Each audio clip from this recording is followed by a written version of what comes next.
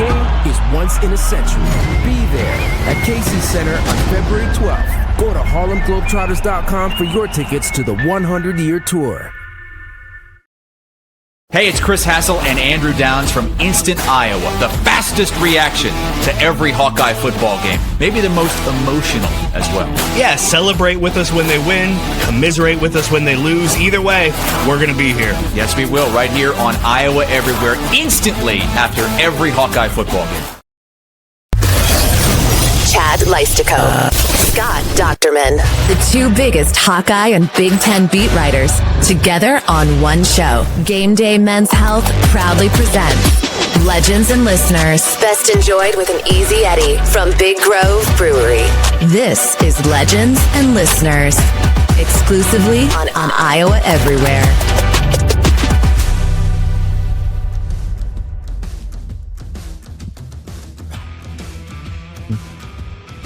Hey, Hawkeye fans, Big Ten fans, and Iowans everywhere. You may be listening to this on a Wednesday morning after celebrating Iowa's 74-69 victory over Ole Miss. This is episode 121 of Legends and Listeners from the Channel Seed Studios, only on Iowa Everywhere. We are presented by Game Day Men's Health. Scott Dochterman of The Athletic, how you doing? Chad Leistikow of the Des Moines Register here. That was a fun game. We're recording this minutes after the game concluded, just so you guys would have this fresh in your laps Wednesday morning. The Hawkeyes are 6-0, Scott.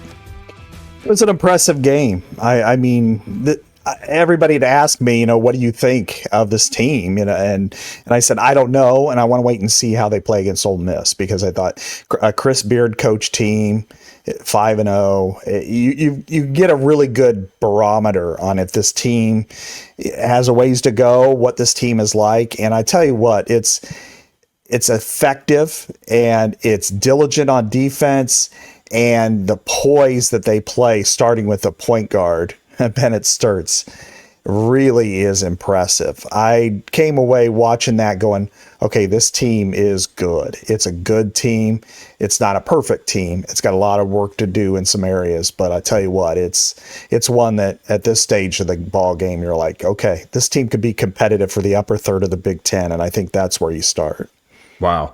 Matt Benson, our buddy, says this Ben McCollum, the first coach to win his first 6 games at Iowa since Tom Davis in 1986-87. I just tweeted this out. Of course, this is delayed for some of you, but Iowa moves up to 23 in Ken Pom. I mean, that's a significant barometer. It's early for sure, but Ole Miss was right in the same neighborhood as Iowa. They're right around 30. Iowa, I think, came in 27 on Ken Pom. Slight favorite in this game, but I mean, that you could see it. That was a pretty good team, and there's so much we could discuss about this particular game. It's only the 6th game of the season, but it really does announce a couple things that Stirtz, again, is for real. 29 points, 6 of 8 from 3. Played 40 minutes. I mean, obviously, he's going to play 40 minutes. But just the fact that Ben McCollum, he had a lot of decisions, Scott, to make during that game, and he managed it. He came out a winner. How he managed it, he had 4 guys with 2 fouls in the first half, including Fulgaris, Stirtz, Tavion Banks, and Cam Manyow. They all had 2. He kept Manyow in, which I thought was a really he had talked about that he's going to, trust his guys and not necessarily bench a guy with 2 fouls. If he fouls out, he said. He trusted Manyow. He kept Fulgaris on the bench, and that proved to be a critical decision because he went a lot with Fulgaris and a lot with Banks in that second half, Scott. So I liked how Ben McCollum managed the game. Iowa commits only 7 turnovers against a Chris Beard team, 1 in the second half. So again, it's X's and O's wise, just big game wise, they did what they had to do to win against another, frankly, another NCAA tournament type team. And it felt like an NCAA tournament type game. Absolutely. I was thinking that all along. I mean, maybe it's because it's on CBS Sports Network, which I really enjoy watching on that network. And you even get the music and, it feels, you're going into an NCAA tournament, but it just had this feel like, okay, this is a Thursday night game in Seattle or something like that. And well, it's in Palm Springs, but it just felt like, okay, two pretty good teams. We'll see how they do. And I guess what I was most impressed with is the poise and the discipline and the toughness and the defense and just those kind of intangibles that at times you didn't quite see in the past. I mean, there were a lot of positives with the previous regime, but I think that having a point guard like Bennett Stirtz, who can do what you ask him to do, he's fine with getting 15 assists and he's fine with 29 points, whatever he has to do to engineer victory. And he was the best player on the floor. And most games, he'll be the best player on the floor. I'm really excited to see how this team continues to mesh because they have pieces, and pieces come through when they mesh together.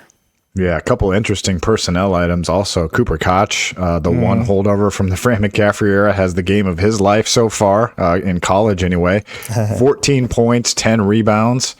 That's a double-double against Ole Miss, and he played the majority of that game. I think he played 35 minutes. Cale Combs plays 38 minutes. You don't notice him much, but he takes a lot of pressure off of Stirtz. And so, McCollum going with kind of that 2-point guard lineup, Koch was just terrific. And those are the only two in double figures. I mean, Bennett Stirtz with 29, Koch with 14, Fulgaris 7, Combs 7, Banks 7, Manuel 6. Isaiah Howard had 4, including an emphatic dunk. Yes. To actually a couple buckets late in the second half there to really push Iowa's lead. Really, I just come away very impressed all the way around. They just seemed very poised, very calm. And I know a lot of them played together at Drake, but it's not an easy thing to do, and they just looked like they were totally comfortable in that situation. And how long have we begged for years, for Iowa to have a point guard, and here they have a point guard. So that gives you hope too. Yeah, I mean, I'm trying to think like who would be the best point guard since Bennett Stirtz, and I mean, I can't believe we're saying that 6 games into the season. Yeah, and I would probably go with Woolridge.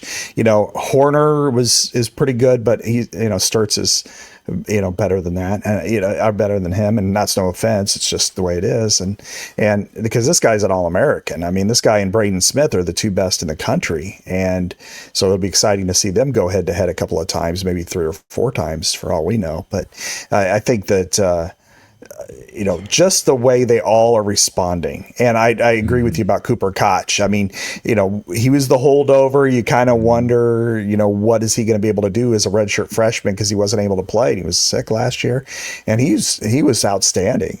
And I really, there are some areas that I'm concerned about in that they'll lose games because of, and that's probably post play. That they got their shot blocked a few times, probably a few more than they wanted to, but there are ways around it. They could coach around it and they could play around it.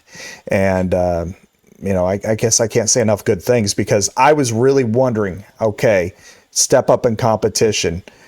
In Fran's years, sometimes they would take that step back and then you're like, okay, they got some work to do. They play at Creighton or somebody like that. But Ole Miss is an NCAA tournament team. This felt like a 7-10, 8-9 game in the NCAA tournament, and Iowa pulled through and looked really good doing it. Yeah, so as we record this, we do not know the result of the Utah Grand Canyon game. That is going on right now as we talk, but by Wednesday morning, you'll know that result. Either way, Grand Canyon's 103 in KenPom. Utah is 129 in KenPom. So a step down in class here, Scott. So Iowa's going to be favored to move to 7-0 on tonight. I believe it's at 8:30 again, if I'm not mistaken. On I think I don't want to say the network because I don't have it yet. But we'll get it by the end of the show. But after that. this is one game. After that, you open the Big Ten season at Michigan State this coming Tuesday. Like, it's coming quick here at Michigan State. And then you're home against Maryland on Saturday. Then you're, guess what, at Iowa State on December 11th. So this is one game. We're not declaring everything just amazing yet, but it is a really encouraging start, Scott. Yeah, and as you said, the schedule completely ramps up. I mean, even from here. I mean, going to East Lansing has never been an easy task for Iowa, and they probably had more success in the last 10 years or so than they had, certainly than the previous 25. But, going there, even if they don't play well, I mean, what this showed me tonight, though, is that even if they get beat at Michigan State, which really good Iowa teams have gotten beaten at Michigan State, that this performance shows me that this team is capable of playing well almost every single night. And then having Maryland, and as you said, Iowa State is playing really well right now too. You go to Hilton Coliseum, I don't care who you are in college basketball, you're in for a dogfight. It's loud, it's an intense environment, and then you throw the rivalry component on it. That's where they're going to be really tested, but that's a couple weeks away. I don't want to take anything away from what this is, because this was a performance to me that said, all right, Iowa's here, and they showed me a lot. Yeah, I wouldn't be surprised if Iowa pops into the rankings, assuming Iowa can win on Wednesday night. Yeah, so that'll be fun. And then one game coming up not too long after the Iowa State game is Iowa versus Bucknell, Central Iowa. This is your chance to see the Iowa men's basketball team in action as it comes to Des Moines on Saturday, December 20th. Great seats are available by purchasing tickets at HiVTix.com. And Iowa Everywhere wants to send you to the game. Enter on Iowa Everywhere, win a pair of tickets to the game, and we'll throw in a $50 gift card to Big Grove Brewery as well. The winners will be announced and notified on December 12th. So there's a contest tab on the Iowa Everywhere website. Right, Aiden? I've got that right, I hope. And then you can enter to win a pair of tickets. Or just order the tickets at HiVTix.com. So a chance to see McCollum and company. Any other basketball thoughts, Scott, before we preview big Black Friday game against Iowa and Nebraska? Yeah, the game will be at 8:30 on CBS Sports Network again. There you go. Against Utah or Grand Canyon. I'm sorry. So. Yep. So we'll look forward to that on later tonight.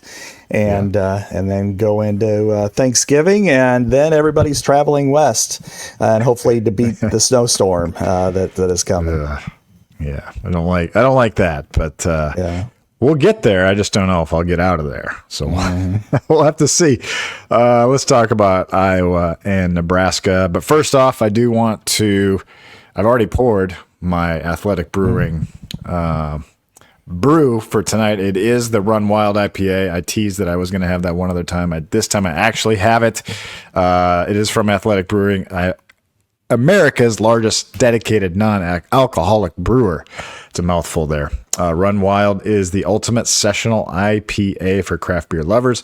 Of all the choices I have as a non-drinker, IPAs are still my favorite, and Athletic Brewing is the choice for me.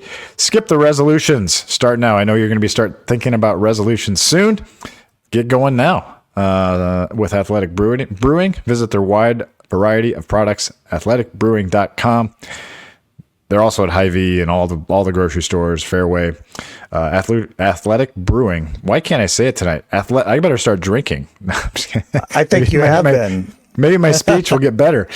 Fit for all time, Scott. Why don't you take over now? You lead us off here, Iowa, Nebraska, while I take a sip and collect myself, my guy. All right. Well, I think for those of us who still probably subscribe to a few other beverages besides the ones that you're drinking there. I think some of us will go to Big Grove, and there are lots of places to go in the state of Iowa that is Big Grove, and that is in Cedar Rapids, right by the Pickle Palace in downtown Cedar Rapids. It's got a great view of the of the river. Hopefully you'll get some patio time sometime in December out there. And then Iowa City, as we know, it's a great location for all the tailgates.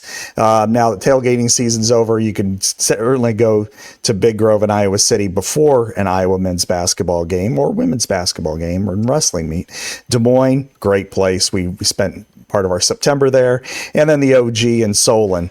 The food is top notch. And most people, when you go to a Big Grove, the Easy Eddie. In fact, the other day we had a couple of Easy Eddies when I was in my hometown. We had to go there for kind of a rough reason, but still it was nice to get together with people and celebrate the life of a friend of ours. And so we had some Boomtown, we had some Easy Eddies, and then there's also the neighborhood beer, which everybody just seems to be raving about these days. So I think we all need to pick up a 6-pack of that, and the Citrus Surfer. And and so Chad, I'll take the neighborhood beer. You've got your athletic, and I think we'll all have some good flavor here coming up for the holidays. Yeah. I've got plenty of choices to take to my Thanksgiving dinners.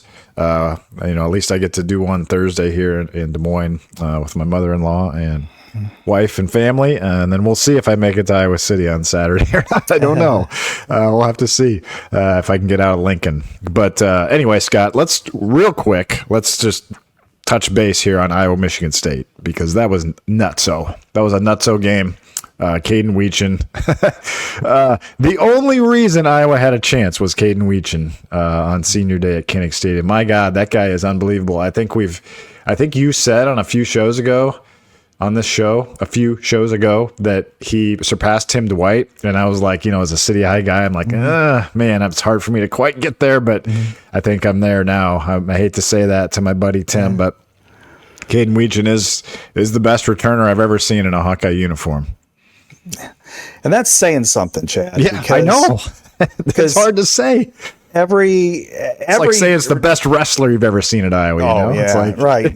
Yeah, it's like Spencer Lee is a wrestler. It's like, yeah, the other ones are great. All of them won 3 national titles, but you're number one, and that's the way it is here with Kaden Ween. Because yes, we go back to Tim Dwight when you went to school with him, and obviously we all saw him play at Iowa, and pound for pound, Caden Fry said he was the best player he ever coached, and I don't think we disagree with that notion.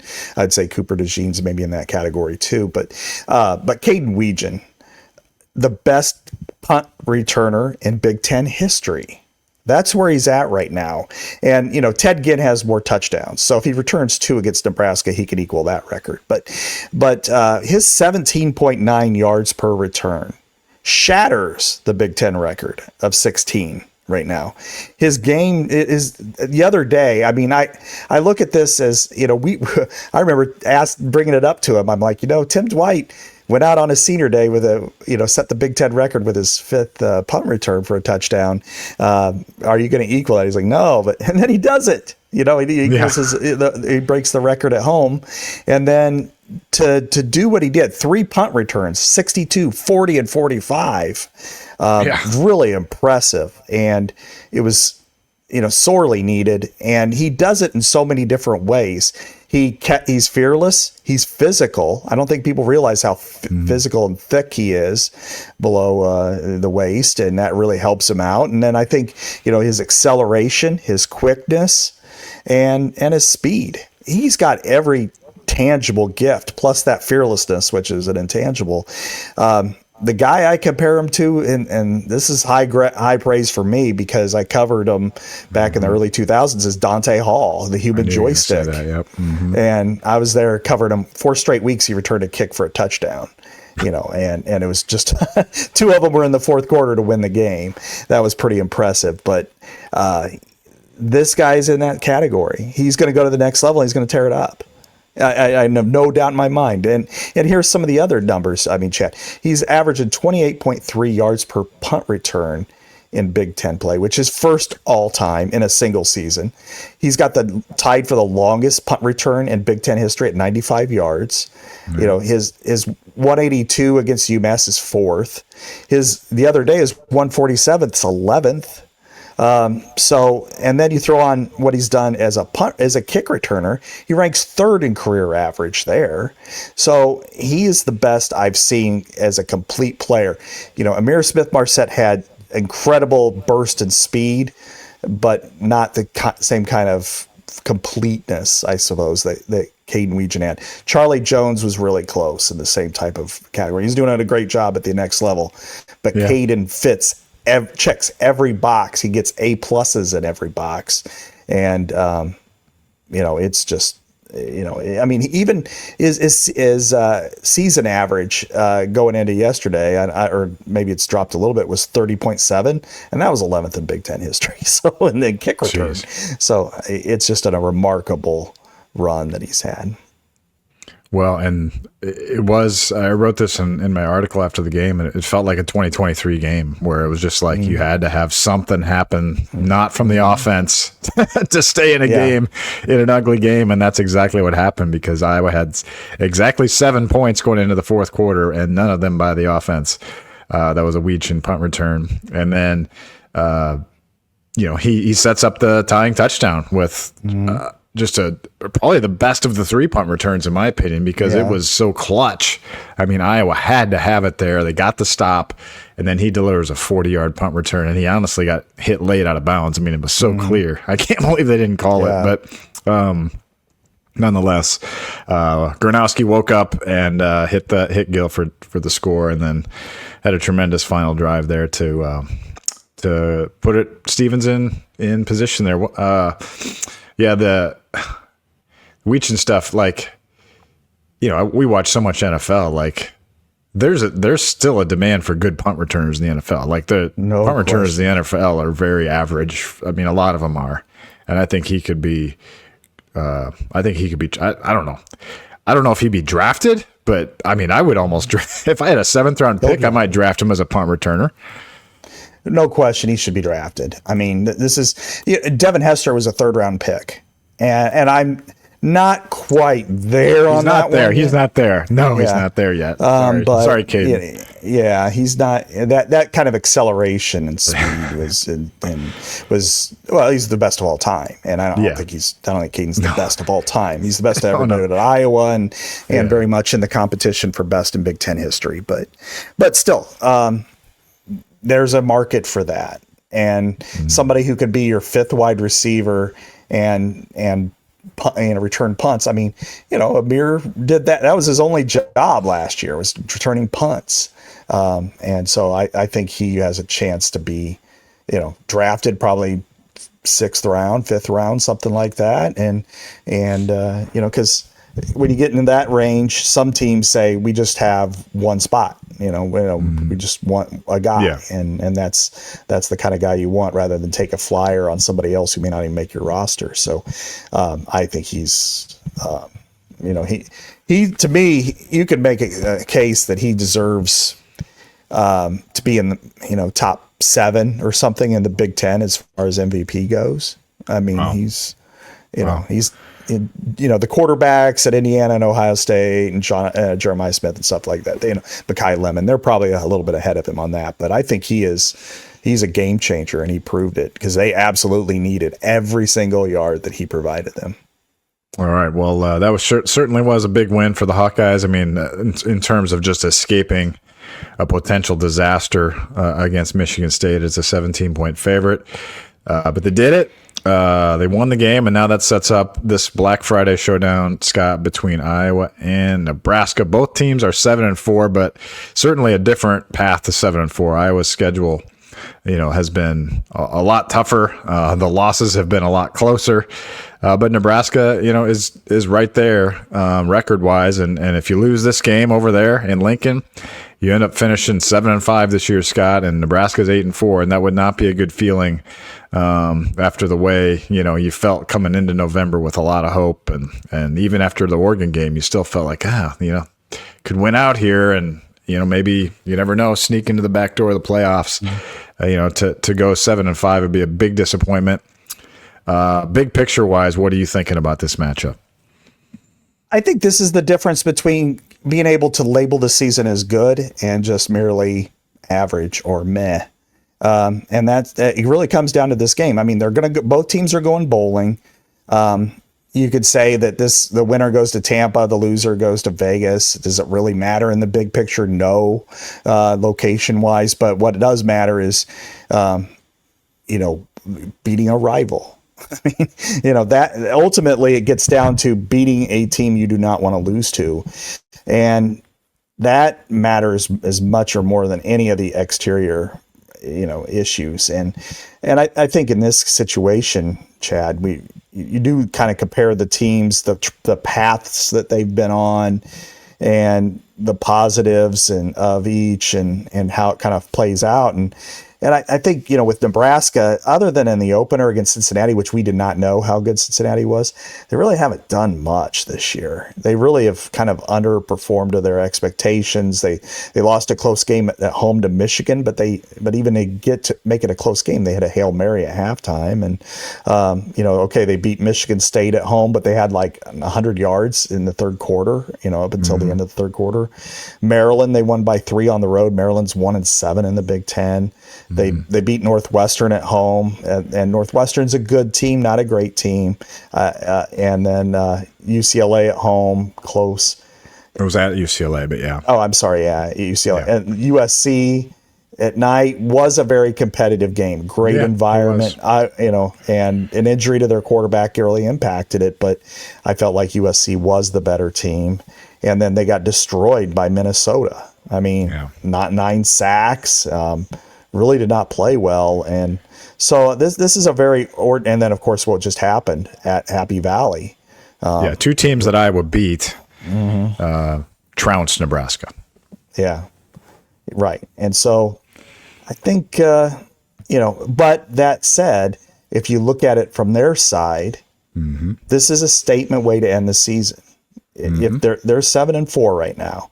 If that's 8-4, that's major progress because they haven't won that many games since 2016. You beat Iowa, that's important to your fans, and it's I wouldn't say a signature win, but it's a really nice win for them, to beat Iowa, and you could sell that in the offseason. Hey, we went from 6 wins in the regular season to 8. We beat our rival, on the end of the season, but this is not. There are aspects for both teams, I think, that if they work out, could win the game for them. I mean, Nebraska played like crap the other day, especially on defense. Iowa can certainly expose them in their run defense. I mean, their run defense was atrocious, and they allow 4.8 yards per carry. They allow almost 170 yards per game on the ground, and Iowa prides itself like that, so I really think that Iowa can take advantage of it, but they're also really good in pass defense. So if Iowa gets stuck in some 3rd and longs, then they'll be in trouble. And we saw it the other day that Iowa can have some issues still on offense. Yeah, they from the moment that Vanderzee hit Gronowski on the Philly special. Late second quarter at USC, Iowa didn't score on offense for the next 6 quarters of clock time because Iowa didn't get a touchdown until 1:29 to go against Michigan State offensively. So that's a long time. And I've watched the film, asked around in interviews today, and to me, I'm chalking a lot of that up to the health of the O-line. Losing 3 linemen in the middle of that USC game was not helpful to the cause. Right. All due respect to Leighton Jones, who played pretty well actually in that game, but you take out a Bo Stevens, you take out a Cade Pieper, you take out a Jennings Dunker, on that last drive when you're trying to run right for some reason, when you're getting inside USC's 30, you fall just short, and then. Kind of looking back at the Michigan State film, I mean, there were plays where, Logan Jones got hurt early in that game and he came back, but there were plays where you could see like he was not coming off his spots like he usually does. There was a pulling play that I identified in my DVR Monday column where he tried to pull and he couldn't even do it. So he basically just set a screen instead of blocking, and he was kind of wincing and kind of hobbling. So that's what they were dealing with kind of against Michigan State. So I think that was the biggest problem, and that's why I asked about a lot of that stuff Tuesday with Kirk Ferentz and the players. And I think the most encouraging thing that you could hear, and now you can believe them or not, but that they are all in a much better place than they were one Monday ago. And Logan Jones is in a much better place now than he was on Saturday when he was kind of gutting through an ankle thing that happened. So they seem like they're healthier, but it is a short turnaround, so you don't know.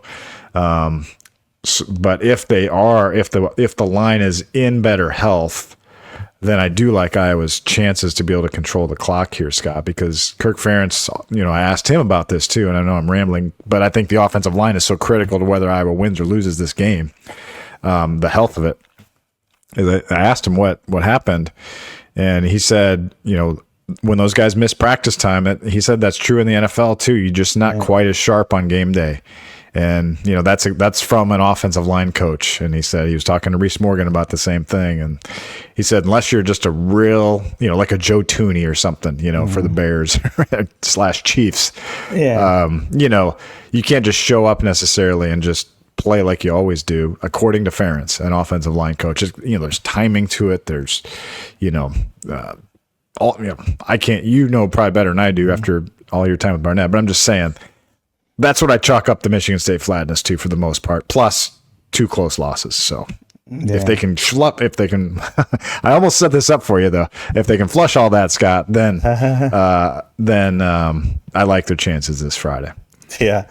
We'll get to that one in a little while, but the funny part, the thing is, that was unintentional. I wasn't trying to set you up there. Yeah. I mean, they did run for 154 yards and it just never felt like they were dominating the line of scrimmage, which I think was, part of that was the way that they're dinged up. And as you said, it's subtle. There's small things like, it's big to them because they're the ones doing it. But as far as, not being able to really, your get off isn't as physical, or as, to be able to make sure that your position step and then your backside knee swings through and you're just able to hit with that kind of physicality that you need play in, play out. It's really hard. And when you are banged up, it's just, everything's a little more sluggish. It's the way it is. And it's for everybody this time of year and for both teams, every team, it's a long physical season.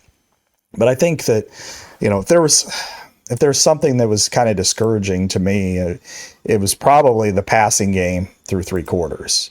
And that's, and so it's understandable, but it's unfair to kind of put it on the O-line's success because the passing game should have been more successful and it just isn't there. Now in the 4th quarter, it was great.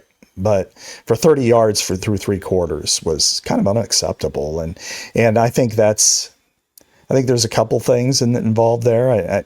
I mean, Gronowski, for his pluses, and he's got plenty of them, he reads too late. He's too slow with his deliberation. And a lot of times by the time he sees it, it's already passed. And it's like, you've got to be much quicker. I mean, Nate Stanley was a little bit like that, but he had the arm strength to compensate, which is why he overthrew guys a lot, is because he would see it, he'd process it a little bit slow. And then he'd see it, and then he's like, gun it. And it's like, that's why you're overthrowing it. I think with Gronowski, he's not seeing it. He maybe doesn't trust his arm enough, and which is okay. But I would say probably he has a higher percentage of sacks than he should have because of the O-line. It's not really on them as much as it is him. And but the 4th quarter turned it on, and he is a gamer, he is. And that's awesome. That's the way he's played his whole career, and he's been able to do that at Iowa, and why people should like him.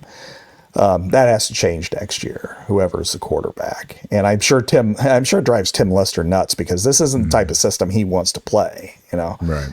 He wants to play something else, but he's the system he's playing with. But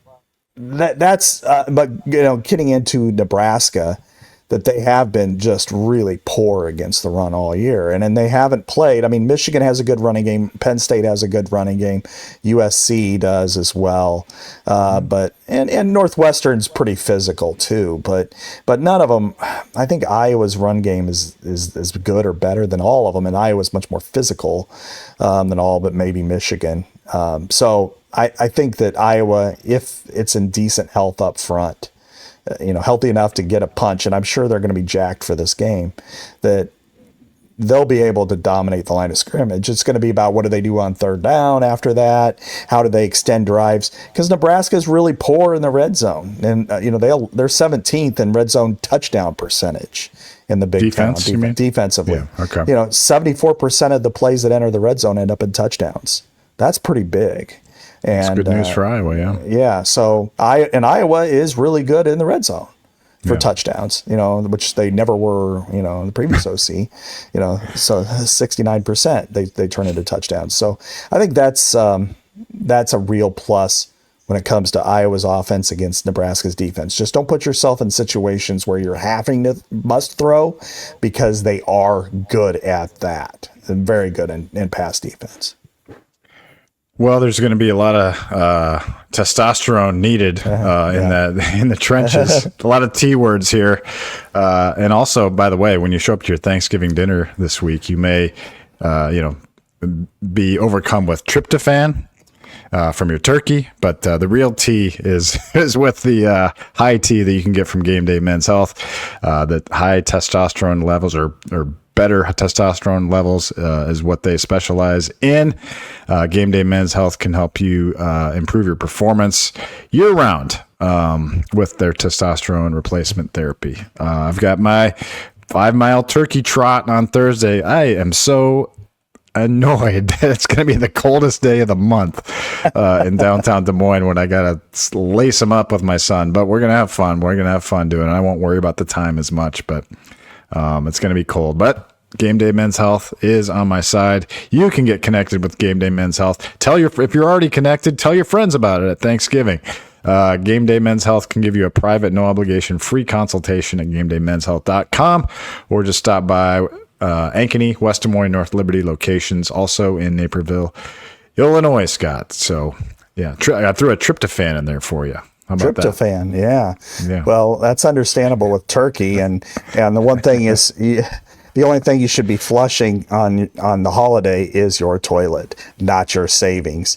And at Acriman Plumbing, their Total Care Club bundles maintenance and discounts into one neat package, so you stay ahead of your problems and flush your major repair bills before they strike. I had Acriman come out to my house this week and show me pretty much everything I needed to know about my pipes, which was really great. And they did an inspection in every single area, including the kitchen sink, the bathrooms, the water heater, and the laundry room, and then created a checklist for me. And it showed me the areas that are concerns, something I need to get fixed. And the one thing about Acriman is they're only in the residential plumbing business, so your calls matter and will always be answered in a timely manner. And whether it's for a plumbing emergency like somebody ate too much turkey, routine service and maintenance, equipment replacement, or upgrades like a tankless water heater and water filtration systems, call Acriman. And we love a business that's growing, and Acriman is looking for another service tech. So if that's you or you know someone, reach out to Acriman Plumbing. And a shout out to all the Acriman team, Corey, Stacy, Aaron, and Nathan. Aaron and Nathan came out to my house, and all the rest. So visit Acriman-plumbing.com for 5-star residential plumbing services in the Iowa City area. And we thank them for their support on Iowa Everywhere's Legends and Listeners and Instant Iowa. So let's talk about when Nebraska has the football. So we think Iowa should run it, basically. I think this is a game where you just run, and just keep running. And Penn State only threw 12 passes, and that worked just fine. They scored 37 points. Be okay to punt it, because if you have to, because you don't want to turn it over in this game. That's the way you're going to lose this game. If you turn it over like with a flip pass on third down and it gets knocked out of your hand on your own 30-some yard line, and all of a sudden you're in a dogfight that you shouldn't be in. So exactly. Run, punt. Play Ferentz ball on this one. You also got Stevens to win it at the end if you need to. But let's talk about when Nebraska has the ball. They got a new quarterback here with TJ Lateef. And they also got the leading rusher in the Big Ten in Emmett Johnson. So a couple challenges there. Lateef's a little bit more mobile. Phil Parker, as I wrote about in DVR Monday, really blitzed the heck out of Michigan State the other day. He went back to the blitzing all the time, basically, which has kind of been fun, actually. A little departure in styles this year. I don't know if that was because they didn't have TJ Hall or if it was just because it was a young quarterback, but it'll be fun to see how he combats Lateef and Johnson. What do you think Phil Parker has cooked up on Friday, Scott? That would be interesting to see if that's what they'll do with Lateef. I mean, Lateef is somewhat like, I would compare him to Aiden Childs in style. I mean, he's able to run and you know, he's got almost 100 rushing yards and 3 touchdowns in just a few games playing for the Huskers. And he's pretty accurate too, at 70%. You could build around him. If Nebraska may have a choice to make in the offseason because I think he is capable of being a Big Ten quarterback. Now, you know, he's had to play some fairly tough teams, I would say, you know, even though at UCLA, they won by a touchdown and they got smoked by Penn State. This is going to be a challenge for him. But the player to watch, and this is going to be if this is close or not, it's going to be because of Emmett Johnson. And he's really unheralded because he is an outstanding running back. I think he's the best running back in the Big Ten, and it's not close, leading the Big Ten. And he's also a prolific receiver. They will get him involved every single facet. Almost 38% of all of their yards are from Emmett Johnson. That's the highest of any player in the country at that position.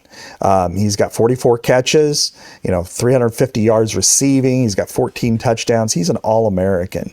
And I think that's, but he's not like a physical All-American running back. He's not a guy that you look at and like, I wouldn't say fear, like Caleb Johnson was a little bit, more physical and somebody you're more afraid. This is a guy though, that you've got to be cognizant of because he's, Matt Forte. Kind of like an Ibrahim? No, not like an Ibrahim. No, Ibrahim was smaller, but just productive physical. Though, productive and physical. Anyway, yeah.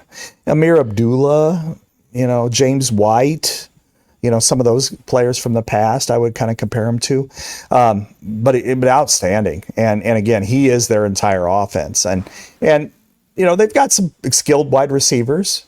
I think Dane Key is really good. I think Isaiah Hunter's good. Ja'Cory Barney, who's also doubles as a punt returner.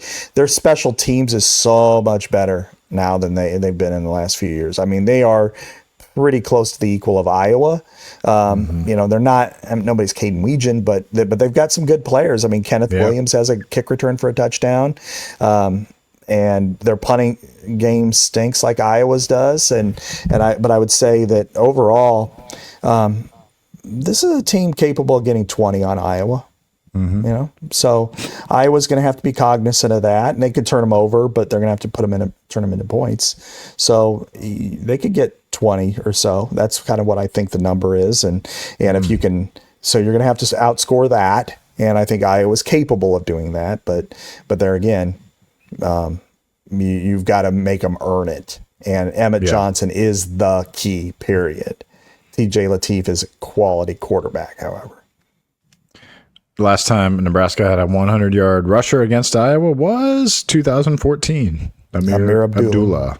Yep. So it's been a while. Iowa's done a good job, including against Johnson the last 2 years. Now, he wasn't the focal point like he is this year, but Iowa is, I feel like Nebraska's offensive line is not, despite them rushing for the yards, is probably not their strength. They've lost a lot of injury time. I think they've lost 3 tackles, right? So, they're a little bit, you might be able to win some battles up front. I think this could be a big Aaron Graves game, potentially. We know Ethan Hurkett had the big play in 2023. We saw Max Llewellyn have the big play in 2024 in the final minute turnovers to produce the winning field goals for Iowa. So all these guys have done it before. They've beaten Nebraska before. If they could do it again, Scott, that would mean if they could do it, it'd be 7 straight in Lincoln. That would be unbelievable, wouldn't it? I mean, hard to believe. I even brought that up to Ferentz as he was leaving the podium on Tuesday, because I just had to tell him one thing, and I was like, "Yeah, you're like 6-0 in Lincoln." You know, like it's like, really? I didn't know that. Like, do you think he really didn't know that? Like, I think he just didn't think about it. Yeah, maybe. Yeah, right. You know, that's crazy though, isn't it? I mean, they have really fared well in this matchup over there, which is hard to believe. I mean, it's like a 90,000 seat stadium. Yeah, and I mean it's a pretty intense environment. You know, most of the seats are full, and I think that, you know, the thing is they've won close and they've won big in those games. Yeah. You know, they had the, you know, last second field goals a couple of times with Keith Duncan kissing point blown kisses, to, you know, backup kicker 2 years ago, to the kind of miraculous comeback in 2021. And then they've had blowouts like in 2017 where, you know, it was like they ran for 1,000 yards that day. And although the kick return, this is kind of funny, the kick return that Amir Smith-Marset scored on and then got called back, if Geno Stone would not have gotten, who was his best friend, by the way, would not have gotten 17, right? Yeah, it was in 17. Yeah. If he would not have gotten called for holding, Amir Smith-Marset would be the all-time leader in kick return average in Big Ten history. That's crazy. I told him. What was the game? There was one game in the Iowa-Nebraska rivalry. Gosh, I wish I had this. I'm sorry, guys. But where, like, they faked a punt, and then you saw, like, the TV copy, like, said, "We're faking it." Like, you could see it mouth it, and then they faked it, and they didn't get it. I think it might have been 2013. Okay. Yeah. Okay. Yeah. That was the first time that Iowa won. I was actually in the Bahamas for the no, not the Bahamas, Atlantis. It was Bahamas. Battle for the Atlantis tournament with Iowa basketball. Okay. So all right. I remember that because Iowa would get depantsed all the time by fakes. For 2 or 3 years, like Minnesota drilled them a couple of times. Northern Illinois, hey diddle diddle, Sadler up the middle, the late Mike Sadler, you know, for Michigan State. So they were getting depantsed all the time by fakes, and so Nebraska tried it with Bo Pelini, and it didn't work out. Okay, good memory. Yeah, I knew it was in my mind somewhere that was Iowa, Nebraska, but anyway. Yeah. Where do you think this? We wanted to ask this question real quick. We want to get to the rest of the Big Ten. There's a couple big games in the Big Ten this week. One in particular. Yeah. Where would you rank Iowa and Nebraska on the 4 trophy games for you, Scott? And, like, I don't know, importance, significance. What do you think? It hasn't been significant enough for me to put it at the top. And it's just because we've kind of thought when these two teams were stapled together in 2011, first in the Legends division, then in the West division, now not in any division, but that these games would matter mutually. Like they would play like a showdown, you know, winner take all for the West division or something. And it just hasn't materialized as that. But I you know, as you know, I did the rankings of the top 100 this summer, and I put Wisconsin at the top because so often those games mattered beyond just the way they played on the field. But I think that you could separate rivalry from, you know, importance and passion, because I would put the most passionate rivalries are Iowa State and Nebraska. That they churn out the most. And I think there's more hatred towards Nebraska, maybe a little bit more but Iowa State and Central Iowa is, you know, you live Cy-Hawk every day of the year because you're sitting next to your people who are on that side of the fence. And so I guess I would put those two as the most hated rivals, but collectively I can't pick a winner out of which one is the most important rivalry. Yeah. I think it just depends on what your viewpoint is on it. Like right now, I would say, like, what game, if you could only win one of the 4, if you asked an Iowa fan, if you could only win one of the 4, which one would you take? And I think every fan might have a different answer, you know? Yeah. Like, I don't think it's a conclusive answer. Like for some people, it would be Nebraska for sure. Mm-hmm. That just, especially if you live west of here, where I live, or even where I live. A lot of people would say Iowa State, of course. A lot of people would say Wisconsin. I mean, Minnesota, has, I don't know. I'd probably put Minnesota the lowest on that, but I mean, the tradition of that's unmatched. So, you're right. So it's kind of an interesting question. So I'm waffling here. I'm waffling. You're right. I think my feeling is the Nebraska venom, I guess, has really escalated over the years, because I think a lot of it comes from there's still trash talk coming from the other side, but they're pointing to the 5 national championships and not what's happened in the last 10 years. And I think that gets people riled up, and then the Nebraska people get riled up because, well, you've never been as good as us and you never will be. So,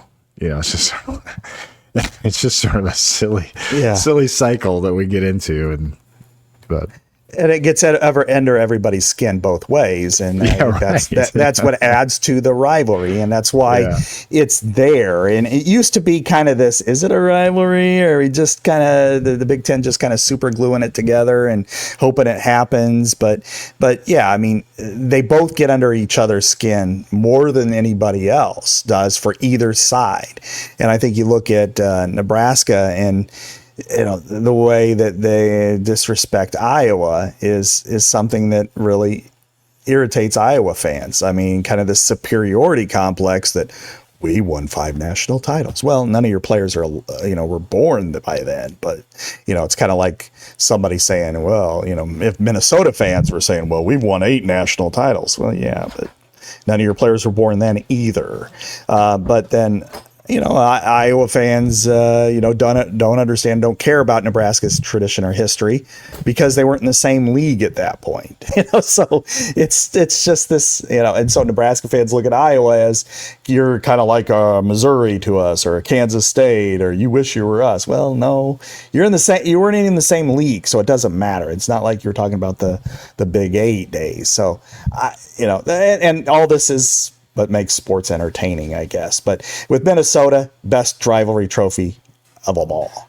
Nothing compares to me, Floyd Rosedale. And there are so many moments in the past that stand out. And, right. So that matters. So I don't know. I think it's all fun. And I even had Penn State, Iowa as my fifth. That's it's been great. There've been a lot of great games there. So, and it's just that's what's fun about the rivalries, though. It's like every week, it's just the biggest game of the year because it's that week. That's what makes it fun. Like the Iowa State week, that was the biggest game of the year. Yeah. So just It's I feel like you don't really have to rank them, but 42 push-ups from yeah, right. Yeah. There was one of the Nebraska journalists, Steven Sipple. He's a longtime guy there. I read his column this morning he basically said that Rule's got to win this game. And I agree with him. Otherwise this is a 7-5 season with an easy schedule. Yeah. And then, but I thought I wanted to read one segment from his column here. Let me find it. Of course, I've lost it. Okay, here we go. As Nebraska, he wrote this.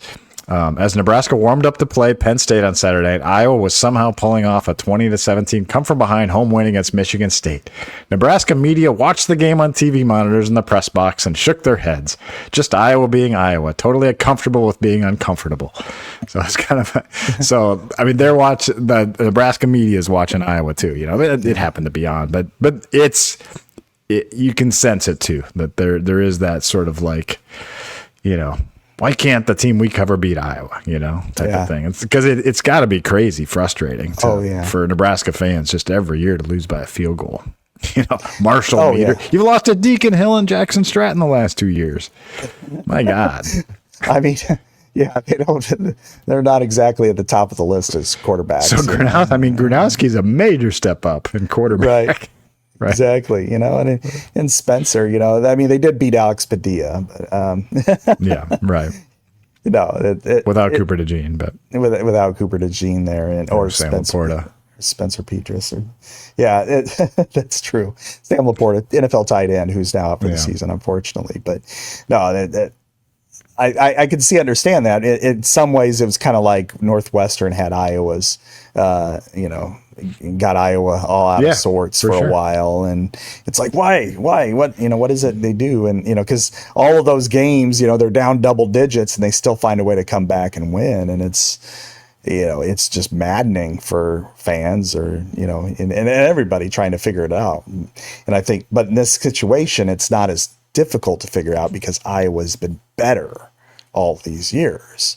I mean, I can't think of a time when Nebraska was better than Iowa and Iowa won. I mean, this is, go ahead.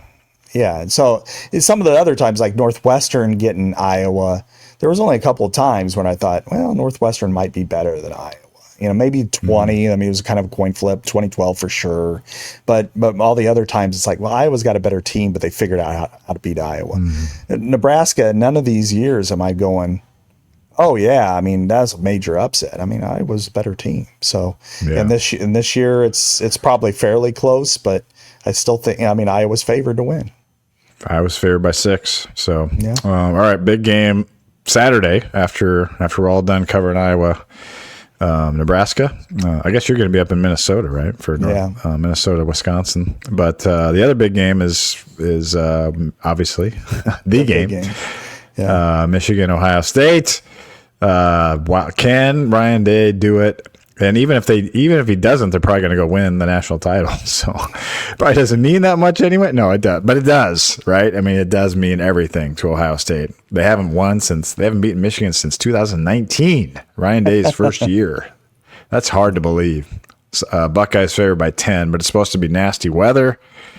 Their top 2 receivers are banged up. They might play, right? Tate and Smith. But man, I mean, every year I say this, but I feel like Ohio State should kill these guys. I feel like, I mean, they're just so solid. They just suck the life out of you. They're just so sound at every spot, basically. And Michigan is just one to, it's like playing. They got a better quarterback than Deacon Hill, obviously, but they just are so run heavy that, it's hard to see Michigan winning this one if.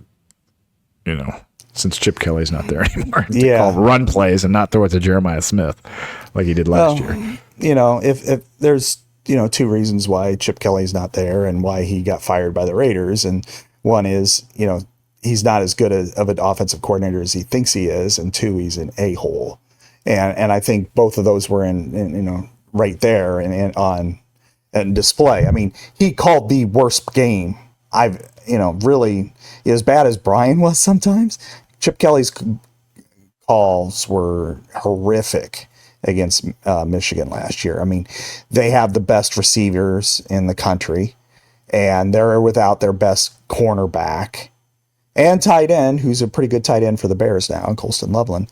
And yet, let's just run the ball up the middle. Now, they got good running backs, but they have the best tandem of tackles. And then all of a sudden, things start to pucker up, and then in the middle of the game when you're like, we are not winning, why aren't we winning? And this year I expect Ohio State to win decisively. I think they've got Tate and Smith are fantastic, and they've been banged up, and I think Smith will play for sure. Tate is probably a little more questionable, but Julian Saint's a better quarterback than Will Howard was. Now, Will Howard really took off in the tournament, but he was not great during the season, I didn't think. They don't have as good of running backs. I think that's fair to say with Ohio State, but their defense is every bit as good as it was last year. And their linebackers, and their linebackers are unbelievable. Arvell Reese and Sonny Styles, they're great. And Caleb Downs is the best defensive player in the country. So they're going to shut down Michigan, and it's going to be, I would go out as far to say like 31-7 or something like that. I think that's kind of what I'm thinking too. It's in Ann Arbor. Yeah. And they'll plant the flag, and then they'll start another riot. So what if Michigan wins? Okay, there's some Big Ten. If Ohio State wins, Indiana's going to beat Purdue, obviously. So it'll be Indiana, Purdue, or Indiana, Ohio State in the title game. assuming chalk holds here, Scott. But what happens if chaos ensues and Michigan beats Ohio State? Then what? Then what happens? Ohio State doesn't title game. Ohio State doesn't go to the Big Ten title game. No matter what, if they lose. Yeah, no matter what if they lose. All right. It'll either be Michigan or Oregon. And if Oregon beats Washington, which is a huge rivalry, by the way, that's one that everybody used to think, they play Washington State was last and Oregon State was last. So therefore that's the big rivalry. No, it's actually Oregon, Washington. And so now it's last and it's a big game for both of those two teams, obviously, for Oregon, because if they win, they're already now sixth in the latest playoff projections, and they can actually go up from there to potentially 5 if they play really well. So I think that's an important one. But if Michigan loses or Michigan wins and Washington upsets Oregon, then Michigan is back in the title game, and Michigan will play Indiana. If not, then it'll be Oregon and Indiana rematch. But I think we all expect it to be number 1 versus number 2. It is, yeah. Number 1 versus number 2, which has only happened 3 other times in Big Ten history, Chad. One of them was 1, 2/3, and that was in 1960, Iowa versus Minnesota. Minnesota was 2 in the Coaches Bowl and 3 in the AP. Then 1 versus 2 in 85, which was Iowa, Michigan, which we all know of. And then 2006, which was Ohio State, Michigan, 1 versus 2. So this would be number 4. Yeah. That's crazy. Wow. Mm-hmm. I hope it happens then. I do want to see that game, even though both teams are going to get a playoff bye anyway. Yeah, you're right. Yeah, but you think about it for, even if people might say, well, there's nothing, this isn't worth it. No, it is, because Indiana's only won 2 Big Ten titles ever. In 67, it was a 3-way tie for them, and then 45, which the world was kind of in a different place then, as we know. And then Ohio State hasn't won a Big Ten title since 2020, and that's a big deal to them. They won the national title but didn't win the Big Ten title. They didn't even get there. They haven't even gotten there since 2020. So that is a huge deal. Last year was Oregon, Penn State. So that's right. It's important, and I'm excited to know that to go to this, because Indiana playing in Indianapolis is a big deal. Ohio State's only a couple hours away. That place will be really set off. But one thing I wanted to mention about this whole situation is, imagine if there was a 16-team field and Tony Petitti's plan of play-in games was still an option. Chad, if Iowa won against Nebraska, it would be number 6. It would be in that 4. People will be whining about that though. But well, so what? Yeah. I know. But no, you're right. You're right.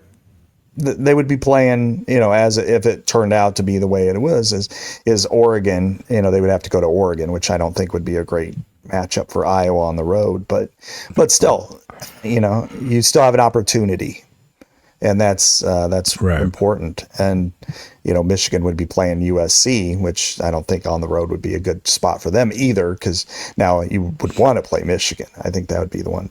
But even Iowa State would have an opportunity too if there was the same type of setup.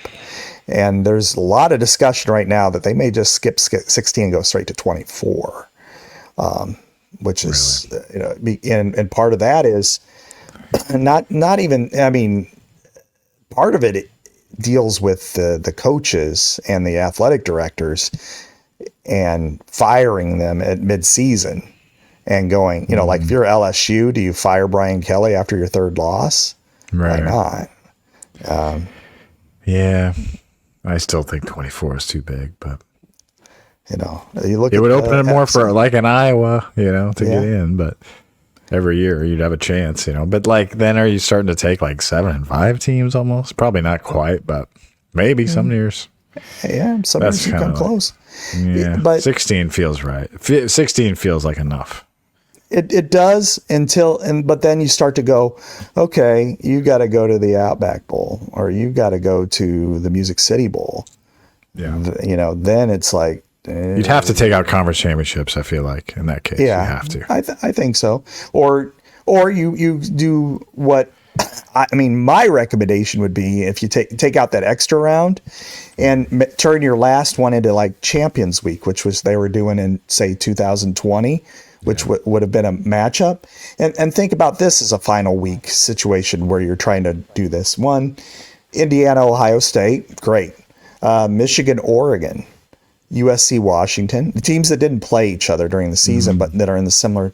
Iowa, Illinois, Minnesota, Penn State, Nebraska, Rutgers, Wisconsin, Michigan State, UCLA, Northwestern, and Maryland, Purdue. So you have like a matchup week of teams in your neighborhood, and then if Iowa's playing Illinois and they're both sitting here right now at 7-4, that winner has a chance to get to the playoff. That's a pretty important game, and so. I think that's something I think it would be smarter than at 13th game, which again, you talk about teams that are banged up right now. You're playing another one, and then you're going to play another one, and then you're going to play another one. Yeah. Mm-hmm. I don't like it. I don't like expanding too much, but anyway, it's like the basketball thing getting too big. I don't just come on. Can we leave it at 64? Can we leave it at 68? Yeah. Come on. If you could keep the bowls being even a modicum of relevance, then sure. But if we go to 16 and the bowls just become a speck of interest, then you got to consider that. That's what keeps people interested. Going into this final weekend, if you had a chance at the playoff in this game, it heightens the importance of it. Yeah, it's just a lot of games for college kids, but I know they're paid now and everything. Anyway, all right. Well, congrats to you Hawkeye fans out there that are excited about Iowa men's basketball right now. Enjoy the game tonight. Thanks for tuning in on this early edition of Legends and Listeners. We'll talk to you next week here on Iowa Everywhere.